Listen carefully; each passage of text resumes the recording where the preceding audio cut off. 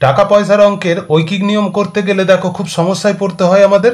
যেমন এখানে আছে একটি দ্রব্যের মূল্য 17 টাকা 15 পয়সা হলে 15টি দ্রব্যের মূল্য কত।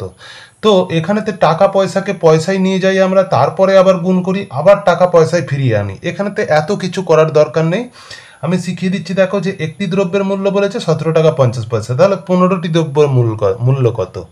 তো এখানে তাহলে আমাদেরকে বুঝতেই পারছি আমরা যে গুণ করতে হবে, কিন্তু গুণটা কিভাবে করব না, এখানে লিখবে যে 17 টাকা লিখলাম, আর কত বলেছে না এখানেতে 15 পয়সা, 17 টাকা 15 পয়সা এইটা আছে।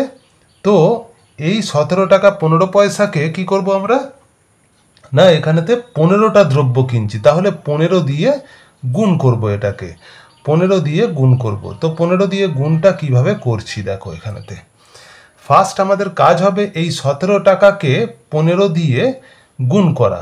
তো এখানেতে পাশে ব্র্যাকেটে লিখে দেব 17 টাকা গুণ 15।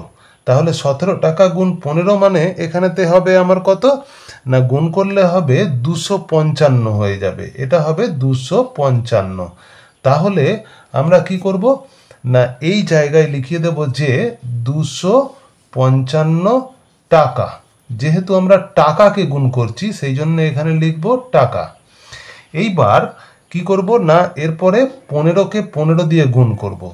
দেখো এখানেতে আমরা তাহলে লিখব 15 পয়সাকে গুণ করছি কত দিয়ে না, 15 দিয়ে গুণ করছি। 15 পয়সাকে আমরা কত দিয়ে গুণ করছি না, 15 দিয়ে গুণ করছি। তাহলে 15কে 15 দিয়ে গুণ করলে হবে 15 15 225 হবে। এটাও দেখো পয়সাকে গুণ করছি, তাহলে এখানে লিখবো আমরা পয়সা। এইবার এই পয়সাটা কোথায় লিখবো দেখো, 225 পয়সা, তার মানে আমরা জানি এটা 2 টাকা 25 পয়সা, কারণ 225 পয়সা মানে 2 টাকা 25 পয়সা।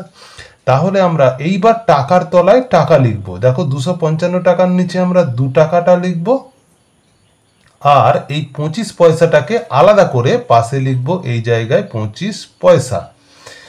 তাহলে এইবার কি করব, যোগ করে দেব। এইবার যোগ করে দেব না, এখানে 5 নামলো 2 নামলো, তাহলে 25 পয়সা হয়ে গেল। আর এখানে দেখো 5 আর 2 হয়ে গেল 7, এখানে 5 নামলো, এই জায়গায় 2, এত টাকা।